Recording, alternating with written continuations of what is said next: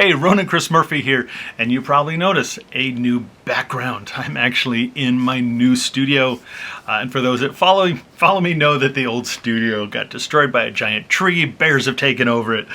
It's a mess. But anyway, I'm in a new building a couple miles away, and have been working for the last 4 months to get the new studio up and running.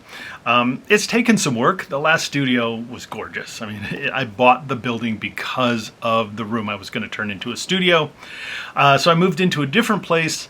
Now the room's not as perfect, but it's a really cool room. And so after a lot of experimenting, I've done a lot of acoustic treatments to get it up, including putting literally about 200 pounds of bass trapping into it. It's sounding really, really good now. That might be overkill just for a normal room, but when I'm mastering stuff for my clients, I need to have things as great as possible and be as clear and accurate as possible. So once I've done that, I built a bunch of stuff myself. Got the stuff that you don't see, and a lot of the stuff that one does see in the room is from LA Sound Panels, who built a bunch of gorgeous and very useful panels and bass traps for me. The other cool thing in terms of getting the room to sound good is this. So the disaster allowed me to finally do something that I'd been really wanting to do for years. And that is get some ATC speakers. So again, the last room, I had these big, beautiful custom speakers from a now defunct Belgian company called FAR, or FAR. They were great. I loved the full range of them, the kind of linearity of the frequencies top to bottom in that gorgeous room. It was a pretty cool combination, but the giant tree had other plans for me. And so I had to basically start again from scratch in this new room. We got the new room sounding good, and I thought, well, now's the time to actually try and get some ATC speakers. And what I ended up going with was the ATC 45s. And the ATC 45s are very similar to the 25s, the current generation 25s in terms of the tweeter, the drivers, but they have a larger internal volume and that additional low frequency driver, which gives them a little bigger, a little more extended low end in there. So I put them in, started to do some listening, and holy cow, these things are just ridiculously good, and I'm so happy with them. The thing about them, again, I'm coming from really good high-end full range speakers, and the thing about these that kind of just set them apart from what I'd been listening to a lot in the past was detail and clarity. It's just kind of ridiculous. So again, I'd spent time on ATCs. When I'm traveling, tracking, doing a tracking session in Nashville or San Francisco, I usually try and spec out ATC 25s. But to be able to spend hours and days in front of these is just kind of been a revelation. Again, the detail and clarity. I'm listening to records I've been listening to for 20 years and noticing, wait, I never noticed that there was a shaker in the bridge there. There's records that I always loved in terms of how the guitars and the keyboards maybe sort of mushed together. I'm listening to them on the ATCs and hearing the differences. I'm hearing the separation between different instruments on a more detailed level. And again, even records that I love because of how they kind of create a big soup, I can actually go in and sort of hear the different elements of that soup better. So it's kind of amazing. And also from a practical point of view in terms of working, I'm finding it a lot easier to go in and spot where problems are. Hey, I'm hearing a problem around 3K. It's really easy because of the detail and clarity to go, oh yeah, that I'm doing a mix. Oh, that problem is in the vocal, or that problem is in the rhythm guitar, and being able to hunt those, and also even just in terms of the incredible clarity and detail across the frequency range. When I'm listening, it's really easy to hear, oh yeah, there's this problem around 1K, or especially in a lot of situations where I know that a client has kind of a target sort of sound, like I'm mastering a record and they love this record by Linkin Park or Von de Shepard or whatever.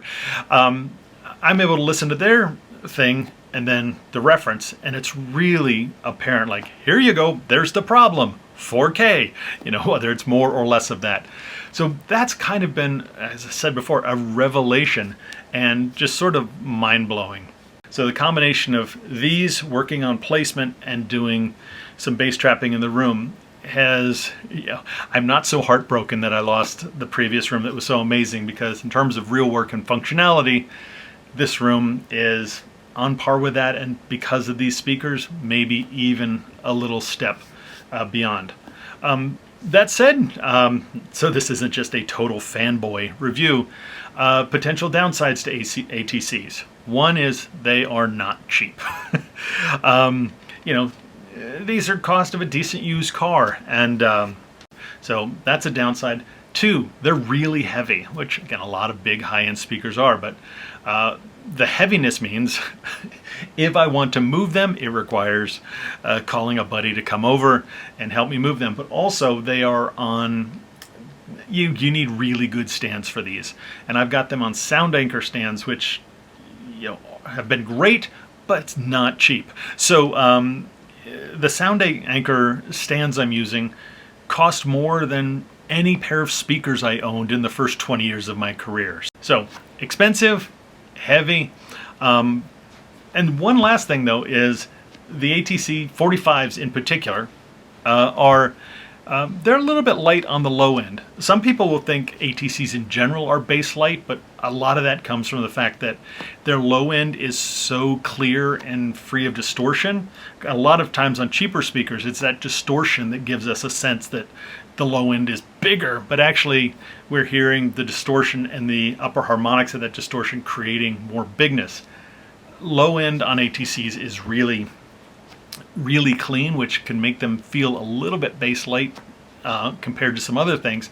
But the ATC 45s in particular are a little light when it comes to deep, low sub stuff.